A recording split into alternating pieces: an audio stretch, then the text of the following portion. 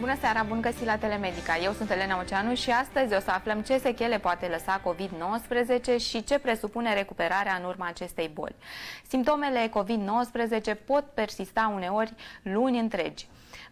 Chiar dacă majoritatea celor infectați cu SARS-CoV-2 se pot recupera permanent în doar câteva săptămâni, există și situații, și vorbim și de cazuri ușoare de boală, în care simptomele persistă foarte mult timp.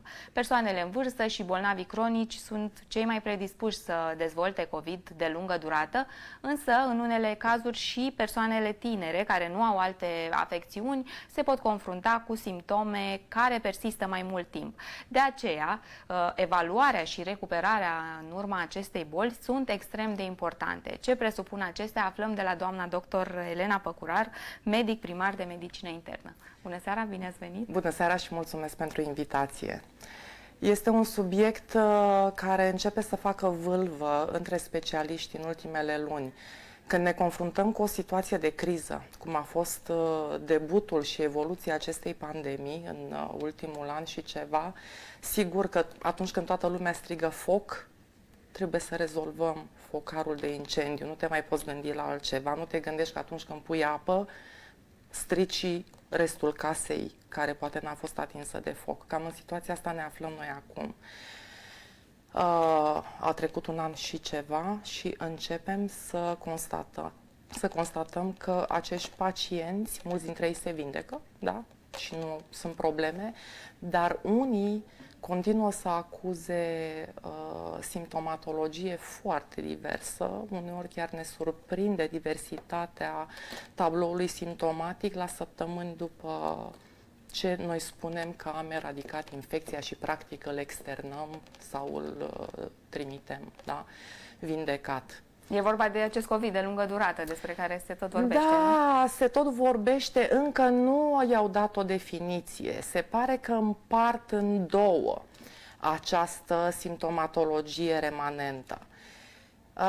Literatura anglosaxonă spune despre Haller COVID, adică, așa pe românește, tânjala de după COVID.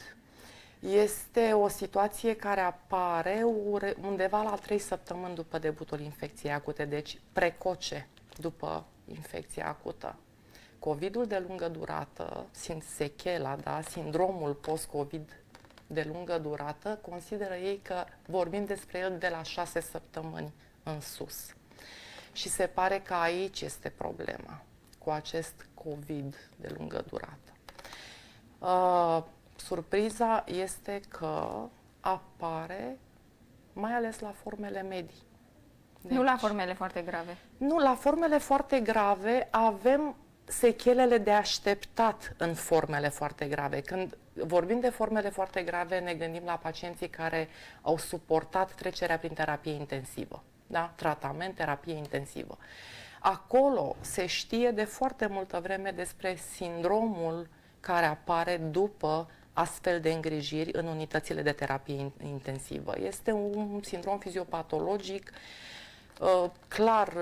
clar delimitat, nu contează motivul pentru care ai ajuns în terapie intensivă. Pacienții dezvoltă cam același sindrom, este vorba de o agravare sau apariția de noi simptome în sfera fizică, psihiatrică și cognitivă.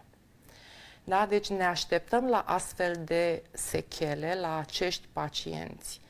Pentru și că n-au neapărat, aceste sechele n-au neapărat legătură cu boala COVID-19, apar pentru că ei au trecut prin terapie intensivă. Exact. Este pur și simplu aparte.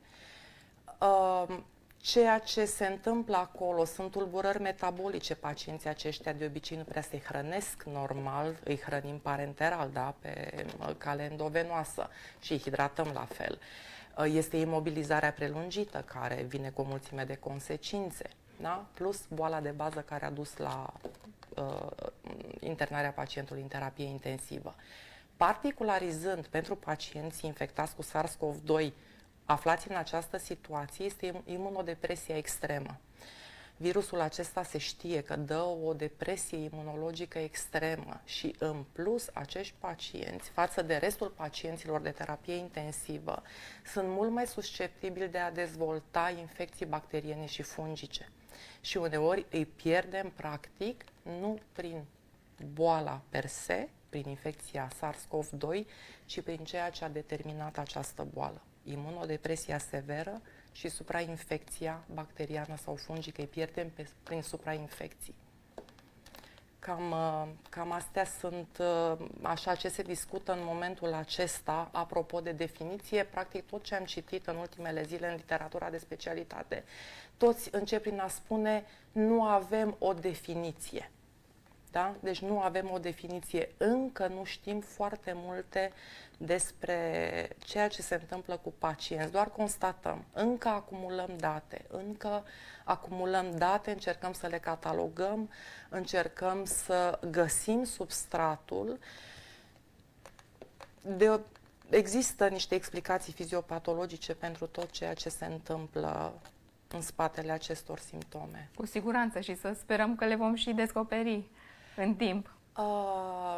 Există câteva supoziții fiziopatologice privind ceea ce resimt pacienții la săptămâni după eradicarea infecției cu SARS-CoV-2. În primul rând este ceea ce se întâmplă în mod acut, toxicitatea directă a virusului în faza acută de boală. Da? Virusul are toxicitate directă pe epiteliul alveolar și pe endoteliul capilar, două structuri vitale. Pe de altă parte, vorbim despre disfuncționalitățile majore imunologice și ale inflamației.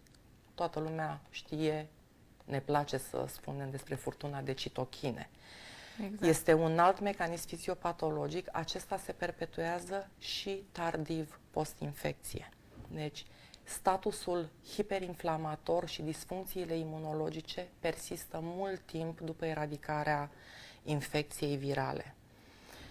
Un alt mecanism care stă în spate și în spatele sindromelor sechelare este statusul hipercoagulant.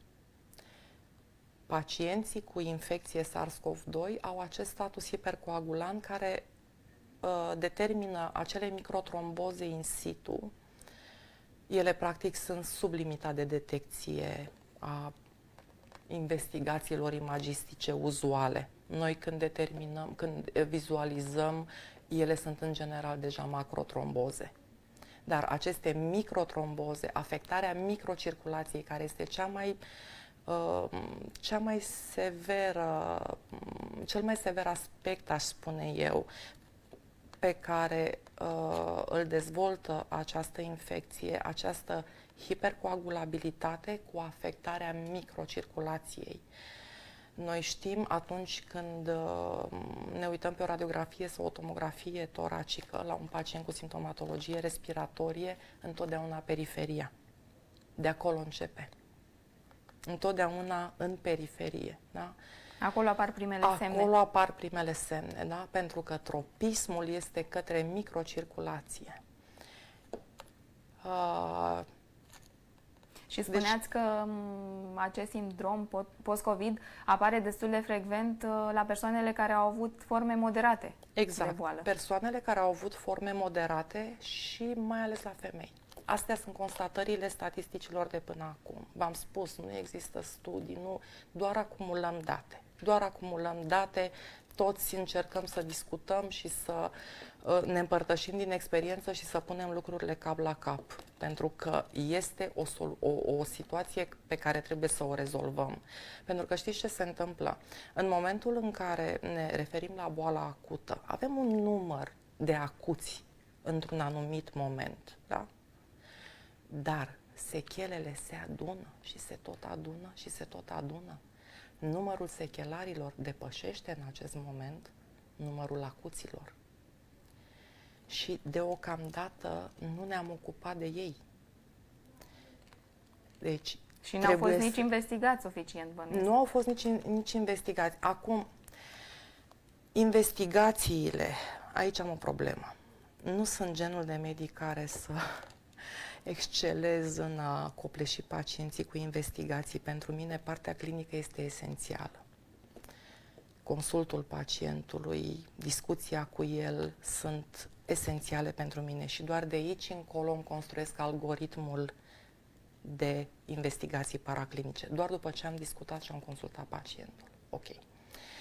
Ce spune literatura? Care este mult mai parcimonioasă în a trimite pacienții la investigații față de comportamentul medicilor români. Englezii, de exemplu, au stabilit deja niște protocoale și îi spun așa, s-au publicat în British Medical Journal în aprilie. Îi spun așa: sechelele post-COVID se evaluează la 3 luni. La 6 săptămâni evaluez numai pacienții care au fost în terapie intensivă. Cei care nu au fost în terapie intensivă îi evaluez la 3 luni. Și cum îi evaluezi? Radiografie toracică. Nu direct tomografie. Dar dacă plămânilor n-au fost afectați de la început? Discuția, ce vorbeam, anamneza pacientului, istoricul pacientului. Da? Pentru că pacientul ăla poate să nu aibă, toată lumea știe că sechelele, hai să stabilim un pic care sunt sechelele în mare. Cred că e cel mai bine, da. Ca să știm exact despre ce discutăm. În primul rând, toată lumea știe de sechelele respiratorii. Da? Ele sunt rezultanta, în primul rând, a toxicității virale directe, așa cum am spus, pe epiteliul alveolar. Se manifestă mai ales prin îngreunarea difuziunii alveolocapilare, un termen foarte științific, așa, păsărească medicală. Să traduc. În moment, oxigenul ajunge în alveole, da? Tragem aer, a ajuns oxigenul în plămâni. Acolo se întâlnește cu acest strat de celule numite alveolare, plămânul, da? El trebuie să treacă în sânge, ca oxigenul prin sânge să ajungă la toate celulele din organismul nostru. Deci, lângă alveolă e musai să fie capilarul de sânge, transportorul oxigenului. Dar ce să vezi că între alveolă și capilar există un spațiu. Acest spațiu este mult îngroșat în urma dezechilibrelor imunologice și a stării de hiperinflamație. Acolo se acumulează produsii de inflamație. Și dintr-un spațiu alveolocapilar normal, da, pe care oxigenul îl poate traversa cu ușurință, conform fiziologiei umane, mărindu-se, îngroșându-se această barieră prin inflamație și edem, difuziunea oxigenului este mult mai redusă. Astfel încât, dacă nu avem oxigen, ce putem spune? Că practic suntem într-o boală a întregului organism. Nici o celulă nu-și primește cantitatea corectă de oxigen. Deci ăsta este un mecanism. Un alt mecanism este afectarea directă a endoteliului vascular. Deci și peretele arterial se îngroașă prin edem, prin atac inflamator și imunologic. Da? Iar celălalt mecanism care determină sechelele respiratorii este mecanismul care dă restricție. Pacienții nu mai pot să facă excursia toracică corectă până la capăt, da? Nu mai pot face excursia toracică până la capăt. Și atunci volumul de aer pe care îl aducem cu fiecare inspir este mai mic. De aici că vorbim despre recuperare, rezidă două aspecte în recuperarea respiratorie extrem de importante. Deci ce ne lipsește? Ne lipsește oxigenul și ne lipsește puterea de a trage aer în piept. Oficial, doamna ministru Ioana Mihail a semnat pe 23 aprilie protocolul de recuperare fizică și reabilitare a pacienților cu sindrome post-COVID. Și acolo, în acest protocol, foarte frumos, foarte bine pus la punct, făcut de către domnii profesor Berteanu și Delia Cinteză, la dotările centrelor care se pot ocupa de, că deocamdată nu prea se ocupă nimeni, recuperarea post-COVID, la centrele de excelență spun așa în protocol domniile lor, de preferat, printre altele, și achiziția camerelor hiperbare. Deci, în mod oficial, în protocol există această cerință pentru centrele de excelență. De ce? Pentru că în condiții de hiperbarism, când crești presiunea peste o atmosferă, undeva la 1,4 spre 2 atmosfere, pur și simplu se schimbă legea gazelor. Nu se schimbă legea gazelor, intervine legea gazelor. Oxigenul nu se mai transportă la celule legat de hemoglobină. El se dizolvă în plasmă și concentrația oxigenului dizolvat în plasmă crește proporțional cu presiunea pe care tu o exerciți în barocameră. Astfel încât creăm o hiperoxigenare, exact ce ne lipsește. Plus că, fiind presiunea atmosferică mare, bariera asta care am zis că s-a îngroșat, pentru că aici am presiune mare în exterior, da? Și aici am presiune mică, conform legilor fizicii, oxigenul traversează chiar și această barieră îngroșată. Ăsta e un aspect. Am rezolvat o problemă. Problema oxigenului. Problema oxigenului, deficitului de oxigen și a transportului. E foarte importantă bariera, de netrecut câteodată, da? Spații moarte în plămânii noștri. Celălalt aspect, puterea de a trage aer în piept corespunzător. Asta se rezolvă prin kinetoterapie respiratorie, care suntem în zona de recuperare, vorbim de recuperare. Eu personal, în perioada în care am lucrat într-o secție de COVID, aproximativ 9 luni, țin să vă spun că făceam exerciții respiratorii cu pacienții acuți. Nu am avut pacienți în terapie intensivă, vorbim de o secție obișnuită cu cazuri medii severe, dar deci care nu au nevoie. Aceste exerciții sunt recomandate chiar și în fazele acute ale bolii. Da, din foarte multe puncte de vedere. În primul rând, pacientul își exersează musculatura respiratorie. Ei sunt obligați să stea în camere, asta e regula, n-au voie să-și părăsească spațiul. Imobilizarea face foarte rău unui organism bolnav. Da? În momentul în care îi pui să facă gimnastică, le activezi musculatura respiratorie, nu o lași să se atrofieze. În al doilea rând, le aduci plusul ăla de oxigen. În al treilea rând, psihic, pacienții aceștia se simt mai bine. Noi chiar ne amuzam, când aveam o clipă liberă, le făceam jucării. Într-o mănușă de chirurgicală le puneam perfuzor, tub de perfuzor și le dădeam jucării la vizită, îi puneam să sufle. Și își ocupau mintea, lucrau pentru sănătatea lor, simțeau că contribuie și ei la acest efort de război, știți? Adică nu rămânea numai pe sarcina personalului medical să-i facă bine. Uite, și eu fac ceva pentru mine. Și era un lucru foarte bun și pentru moralul lor. Odată ce acești pacienți care au sechele respiratorii au ieșit din spital și au rămas cu ele, cu atât mai mult trebuie să lucrăm în acest sens. Se recuperează mai greu. Dar nu e imposibil. Vă spun din experiența mea, pentru că mă ocup de câteva luni într-un nucleu medical foarte bine construit pentru așa ceva, răspund extraordinar de bine la kinetoterapia respiratorie. Extraordinar de sunt pacienți care după prima ședință mă caută și îmi spun: doamna doctor, am simțit aer în plămâni. Deci nu este așa, gimnastica asta nu e așa că da, o facem, nu o facem, nu, ea chiar este importantă. Asta e cu sechelele respiratorii, toată lumea le știe.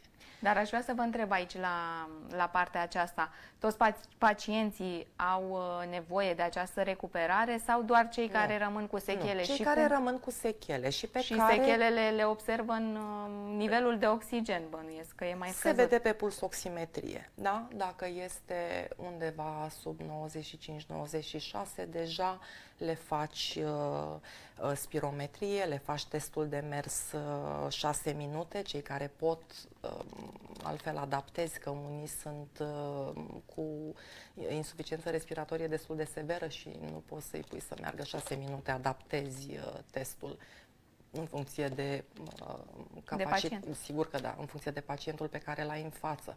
Faci radiografia pulmonară, deci evaluezi pacienții. Și la 3 luni vezi, ăsta trebuie în continuare urmărit, trebuie intrat pe recuperare, avem asta și asta și asta de urmărit la el, sau este absolut în regulă, normal, cu analize de sânge bune. Bineînțeles, există și un tablou biologic pe care trebuie să-l urmărim și îl scoți practic din linia de urmărire. La 3 luni, pacienții care n-au trecut prin terapie intensivă. Deci nu toată lumea face recuperare, facem țintit. Există sechele respiratorii, facem protocolul pentru sechelele respiratorii. Pentru că pot fi sechele cardiace. Și sechelele cardiace sunt frecvente în această afecțiune? Bănuiesc că nu la fel de frecvente ca cele respiratorii. Nu, care nu sunt care la apar fel de în primul. frecvente ca cele respiratorii, undeva la 20% dintre pacienți, dar între aceștia, PRMN-ul cardiac, englezii spun că afectarea ar fi cam de 60%. Deci în cadrul celor simptomatici, și simptomatici înseamnă dureri în piept, enzime miocardice crescute în tabloul biologic, aritmii cardiace, miocardita, care este redutabilă. Miocarditele virale, în general, sunt redutabile. Pot să ducă la insuficiențe cardiace intratabile și la deces. La acești pacienți, recuperarea este dificilă. Lor li se interzice efortul fizic. Sunt urmăriți foarte îndeaproape, unii fac miocardită, da, afectarea mușchiului inflamatorie, imuninflamatorie a mușchiului cardiac, alții fac pericardită, afectarea foiței care învelește inima, uneori și cu lichid pericardic. Da? Deci acești pacienți în niciun caz nu-i pui în sala de kinetoterapie. La ei repausul este foarte important. Se face medicația corespunzătoare pentru miocardită, pentru fenomenele de insuficiență cardiacă, adică tratăm etiopatogenic și simptomatic acești pacienți și urmărim îndeaproape. Există și aici pericolul microtrombozelor sau al accidentelor coronariene acute. În cazul pacienților care au aceste sechele cardiace, ei își pot da seama care sunt simptomele care ar dureri trebui în să piept, alarmeze? palpitații, oboseală.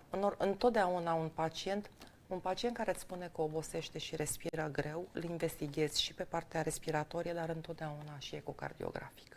Obligatoriu, pentru că nu ai de unde să știi din ce cauză obosește. Amândouă pot fi la fel de implicate. Poate fi una, poate fi cealaltă, pot fi amândouă, și plămânul și inima. Și trebuie întotdeauna să alegi grâul de neghină și să știi exact ce ai de tratat. Deci, întotdeauna este recomandarea de ecocardiografie la pacienții care 28 de ore prin holter EKG. De ce? Există procesul de vindecare, da? A făcut miocardită și se vindecă. E cazul fericit care se vindecă. Vindecarea poate merge cu fibroză miocardică și apar aritmiile prin reintrare. Este deja un aspect cunoscut în patologia sechelară post-COVID, între sechelele cardiace. Da? Tot în sechelele cardiace am întâlnit și eu pacienți, dar am găsit și în literatură sindromul tahicardiei ortostatice inadecvate.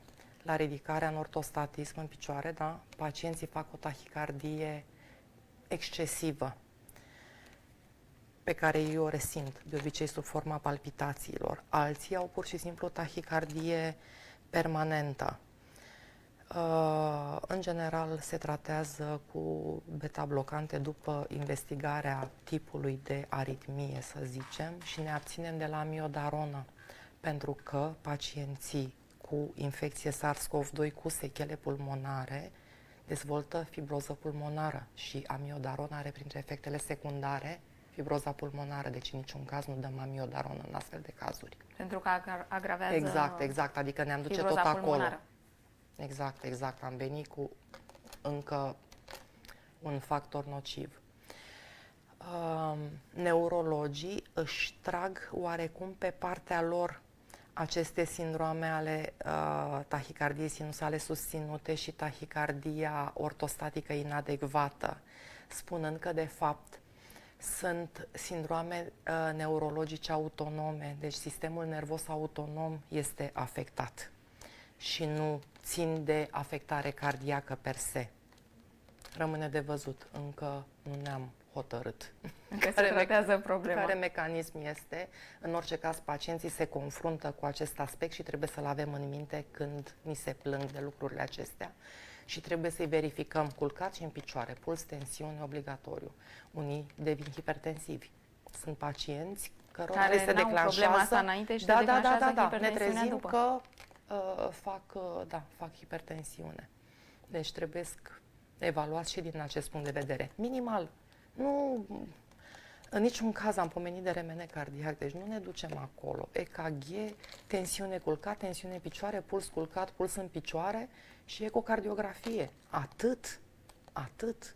Dacă lucrurile nu merg bine la ecografia cardiacă și vedem acolo lucruri care chiar sunt serioase, ne ducem mai departe. Dar eu întotdeauna am fost foarte parcimonioasă cu investigațiile, pentru că tot timpul am spus, dacă facem în exces investigații oamenilor care n-au nevoie de așa ceva, irosim resurse și nu vom mai avea pentru cei care chiar au nevoie. Adică nu suntem atât de bogați încât să ne permitem orice, oricând și cu oricine. Este foarte dureros ce spun, dar nu e foarte dureros. De fapt, asta e realitatea. Nu e dureros, pentru că facem ceea ce trebuie să facem pentru fiecare pacient, dar să nu facem în exces. Niciun lucru pe lumea asta, oricât ar fi de bun, dacă îl duci în exces, nu mai este bun. Își pierde din calități. Da, așa e și cu investigațiile. Deci, să uităm în primele momente de remeneul cardiac. Da? Basic. Tensiune, ecografie, holtere, când se plâng de palpitații, holtere, monitorizarea tensiunii când avem problemele de hipertensiune. Apropo de hipertensiune, hipertensiunea e o boală cronică, adică necesită tratament cam toată viața. În cazul pacienților care capătă afecțiunea asta după COVID, la fel se întâmplă lucrurile? Sau? Încă nu știm. S-a constatat și la formele grave de gripă, dar este foarte pregnant la infecția cu SARS-CoV-2, afectarea receptorilor AC2, care reglează și tensiunea arterială și contracția miocardului. Încă nu se știe dacă rămân permanent cu hipertensiune sau este o hipertensiune pasageră. Eu personal am avut și așa și așa, dar nici eu nu pot să mă pronunț pentru că n-am atât de mulți pacienți, da, și nici pentru mine din octombrie, de când mă ocup și până acum, nu pot să spun că a trecut cine știe ce perioadă și am acumulat cine știe ce experiență, adică să ne păstrăm limitele decenței în afirmații. Nu se știe. Urmează să vedem despre ce este vorba. Bref, are hipertensiune, îl tratez ca atare și îl tratez până eu normalizezi. Mai spuneați că o altă problemă ar fi în unele situații apariția cheagurilor de sânge în cazul... Da, este acest status hipercoagulant pe care știm că îl aduce infecția cu SARS-CoV-2. Se pare că foarte multe dintre sechele sunt de fapt rezultanta microtrombozelor in situ. Cel puțin atunci când vorbim de sechelele neurologice, neurologii sunt foarte convinși că acolo este substratul. Ei spun pe de o parte de microtrombozele in situ, iar pe de altă parte de neuroinflamație. Inflamație neuronală și axonală. Deteriorarea neurologică este atât în sistemul nervos central cât și în sistemul nervos periferic și ia multiple forme. Literatura anglosaxonă spune, de exemplu, despre brain fog, ceața creierului. Este situația aceea în care pacienții vin și spun, parcă n-am capul limpede, nu pot să mai gândesc, îmi găsesc greu cuvintele. În sfera asta cognitivă, eu personal am găsit cele mai multe cazuri, plângeri acuze din partea pacienților. Se plâng de deficit de atenție, de scăderea capacității de concentrare, Am avut o pacientă foarte tânără care a venit special pentru asta în cabinet, să-mi spună că da, se simte obosită, dar asta nu contează, are tulburări de memorie. Era și soțul cu ea și a confirmat. Sub 30 de ani. Somnolență nejustificată, oboseală nejustificată care devine extremă la tentativa de a efectua ceva efort fizic și care nu se remite prin somn. După somn se trezesc la fel de obosiți. Oricât de mult ar dormi? Oricât de mult ar dormi. Oboseala persistă, este acolo permanent. La persoanele peste 65 de ani, din scurtele statistici pe care le avem, există riscul de demență în proporție cam de 1,6%. Așa că atunci când avem astfel de situații, cred că este bine să îndrumăm pacienții către psihiatrie și către cabinetele de psihologie pentru evaluări cognitive. Să nu lăsăm lucrurile așa, pentru că sunt oameni tineri. America este excedată de, știți că americanii întotdeauna în spatele oricărei probleme vin cu o analiză financiară. Clar. Și bineînțeles că a apărut analiza financiară și în spatele sechelelor neurologice post-COVID. Și acolo este o problemă, adică ei au remarcat că acest brain fog, această oboseală cronică, tulburările de somn care apar, a dus la pierderea slujbelor pentru oameni în plină putere, oameni, populația, segmentul activ al populației afectate de SARS-CoV-2. Da? Și ne paște și pe noi, adică nu putem să spunem că pe noi nu ne atinge, ba ne atinge pe toți, că dacă așa se manifestă el, nu avem de ce să fim ocoliți noi. Deci să nu trecem cu vederea, îți trece păpușă oboseala, lasă, iei tu niște vitamine și nu. Chiar aș vrea să discutăm despre simptome post-COVID care chiar ar trebui să ne trimită la o evaluare. Însă acum va trebui să luăm o scurtă pauză. Pauză și revenim.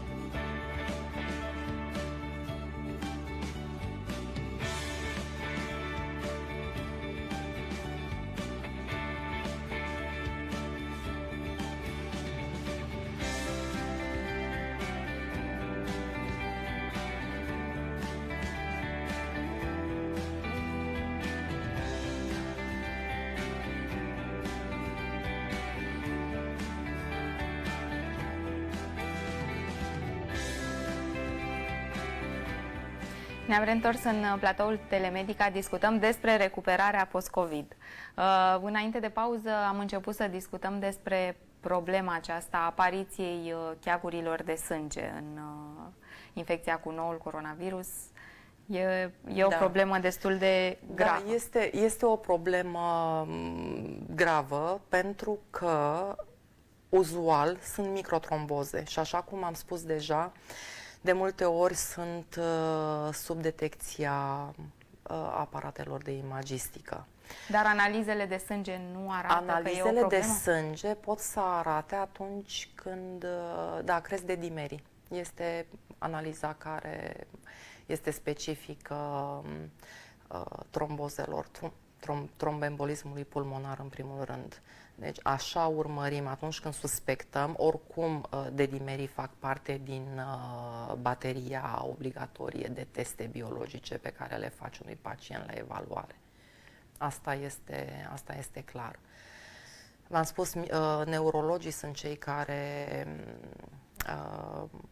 Se ocupă mai mult de problema asta? nu neapărat, dar se pare că sechelele neurologice recunosc ca și mecanism în spate aceste microtromboze și fenomenul de neuroinflamație. Dar la fel există microtromboze și pulmonare. Ele accentuând cu atât mai mult acel transfer, scăderea transferului gazelor între alveolă și capilar. Dar pacientul poate observa de fapt niște semne de alarmă că ar exista aceste... Da. Spuneați că atunci când apar la nivelul grea. Creierului observă niște dificultăți de concentrare, probleme de memorie. În funcție de zona în care se produc, dau simptomatologia organului în care s-au produs. Dacă vorbim de plămân, Dar unde apar cel mai frecvent? Oriunde? Oriunde. Dacă vorbim de plămân, pacientul resimte brusc o agravare a dificultății de respirație și poate să resimtă și palpitații. Pentru că, în general, tromboza pulmonară merge și cu accelerarea pulsului. Dacă este o tromboză cardiacă pe arterele coronare, da? Atunci este durerea în piept, tipică pentru angina de piept, care e foarte acută. Dacă avem tromboze în sistemul nervos central, dacă sunt microtromboze, pacientul poate să spună numai despre simptomele acestea vagi, despre care discutam înainte de pauză, parcă nu mă concentrez foarte bine, parcă am tulburări de memorie, parcă amețesc când mă ridic, dar nici nu pot să merg foarte drept pe drum, da? Dar pot să fie și macrotromboze, adică să fac accident vascular cerebral patent. La fel cum, cred că pe la începutul pandemiei au fost câteva imagini și discuții despre pacienți la care s-a impus amputația pentru că au făcut macrotromboze pe arterele mari ale membrelor inferioare sau ale membrelor superioare, deci se poate întâmpla și asta. Necroza tubulară acută, când vorbim de sechelele renale, recunoaște tot mecanismul trombozelor in situ, tot mecanism ischemic și poate duce la o insuficiență renală acută. În general se rezolvă, dar pot rămâne și cu sechele. Și există și aceste sechelele renale, care apar tot prin mecanism ischemic. Microtromboză, lipsă de oxigen, moarte celulară. Cum se pot preveni apariția acestor cheaguri de sânge? Știu că în protocolul de tratament se recomandă administrarea unui anticoagulant. Sigur că da.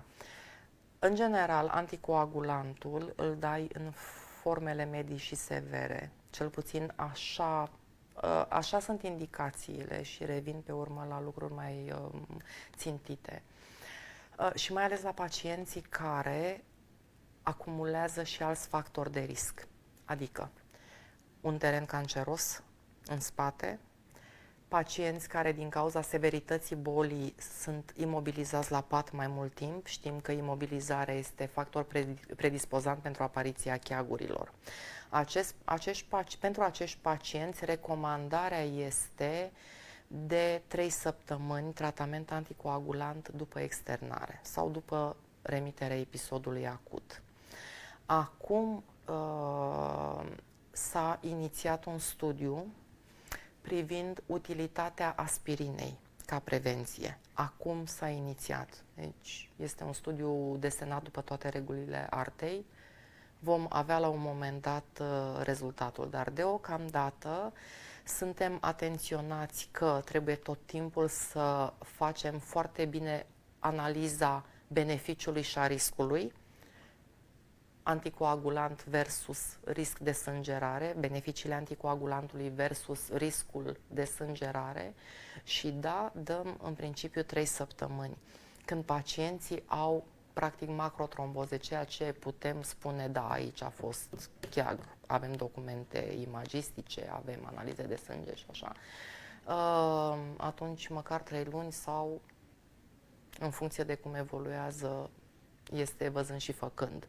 Nu există un protocol privind tratamentul anticoagulant. Recomandările sunt, așa cum am spus, 3 săptămâni pentru cazurile necomplicate, prin macrotromboze, minimum 3 luni, cu reevaluare și terapeutică ulterioară, minim 3 luni la care s-au constatat macrotromboze.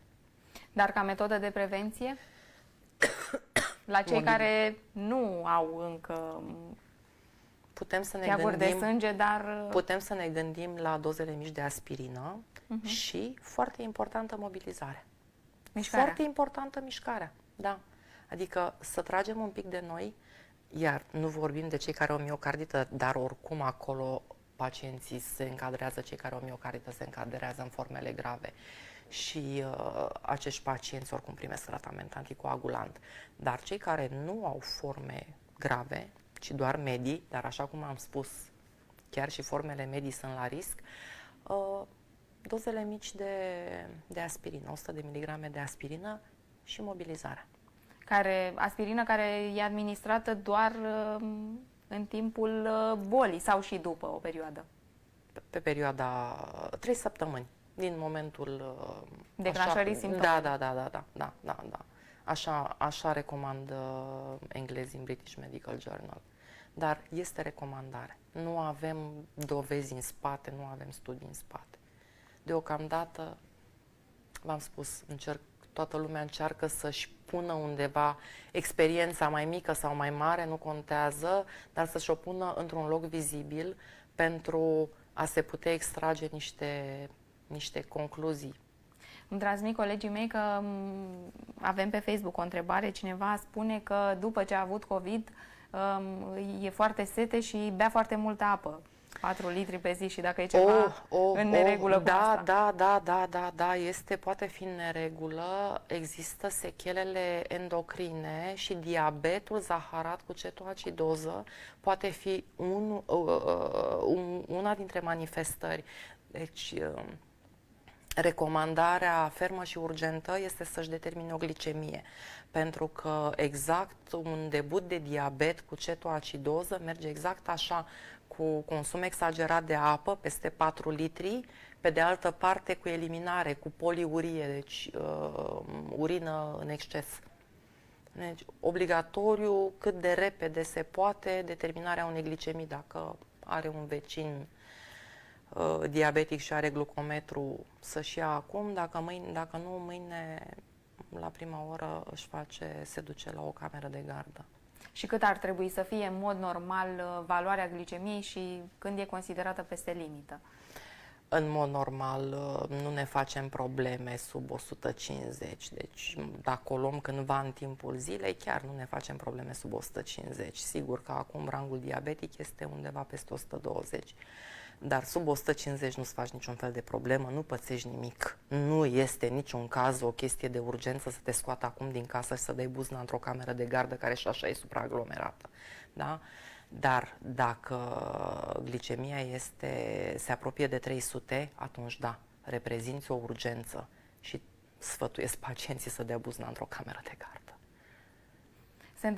Se întâmplă, de fapt, frecvent să apară această complicație de creștere a glicemiei și de debut al diabetului după COVID? Nu sunt foarte frecvente citate cazurile, dar sunt. Deci trebuie să le ai în minte și nu e singura complicație endocrinologică care apare. Pe lângă diabetul cu cetoacidoză, se pot declanșa tiroidite autoimune, chiar cu tireotoxicoză. Și mai este un aspect care deranjează la fel de mult, agravarea osteoporozei sau declanșarea osteoporozei. Pentru că, de obicei, cazurile medii spre severe și severe primesc cortizon, ori se știe cortizonul are ca reacție adversă osteoporoza. Pe de altă parte, cazurile severe prin imobilizarea la pat favorizează osteoporoza, plus denutriția care se instalează la toți pacienții severi, cei care sunt tratați în unitățile de terapie intensivă. Și osteoporoza, într-adevăr, poate fi o problemă. Iar este o complicație care trebuie avută în vedere, mai ales la pacienții care au trecut prin terapie intensivă. Indiferent de vârsta lor sau la persoanele care sunt... Indiferent de vârsta lor. Da, cu atât mai mult cât vorbim despre persoane vârstnice. Atunci, cu atât mai mult, endocrinologul trebuie să-și arunce un ochi la acești pacienți. E clar că poate afecta întreg organismul COVID și ar trebui să ne punem niște semne de întrebare la orice simptom mai deosebit care apare după ce am trecut prin această boală. Da, cred că este bine să avem o discuție cu un medic, dacă lucrurile Dar chiar la ce medic trebuie să mergem când observăm noi că, nu știu, am observat o schimbare, simptom mai deosebit? După cum observați, tot vorbim despre tot felul de simptome și tot felul de sechele, care, n-am spus de alopecie, foarte mulți pacienți își pierd părul. Gândiți-vă ce înseamnă din punct de vedere psihoemoțional pentru o femeie. Da, bun. Fiind atât de diverse simptomele post-COVID, părerea mea este să se adreseze unui internist. Pentru că un internist este educat în a vedea imaginea de ansamblu a unui pacient. Cred că nu este bine să meargă după credința dumnealor la un specialist. Pentru că, așa cum am spus, o dificultate în respirație poate ține de inimă, poate ține de plămân, poate ține de amândouă. Internistul este capabil să le evalueze pe amândouă și internistul are întotdeauna decența de a trimite în urma bilanțului global către supraspecialiști. Atunci când este cazul. E foarte Pacienții nu trebuie să aibă, cineva trebuie să concerteze, dacă mă înțelegeți ce vreau să spun, și evaluarea, dar și terapia pacientului. Cineva care are viziunea de ansamblu și care poate da intrarea ca un dirijor, da? Când intră cardiologul, că sunt probleme, da? Când vrem un consult neurologic, sunt probleme. Și așa mai departe. Deci e clar că medicul internist poate vedea imaginea de ansamblu și în cazul în care e necesar, poate trimite pacientul la diversi specialiști, nu pacientul trebuie să decidă singur. E bine de știut și bine că ați precizat. Da, este mult mai logic așa. Vă mulțumesc mult pentru informații și pentru prezență. Vă mulțumesc și dumneavoastră pentru atenție și vă invit să rămâneți în continuare pe Medica TV, pentru că după o scurtă pauză urmează Medica Dent. Pauză și revenim.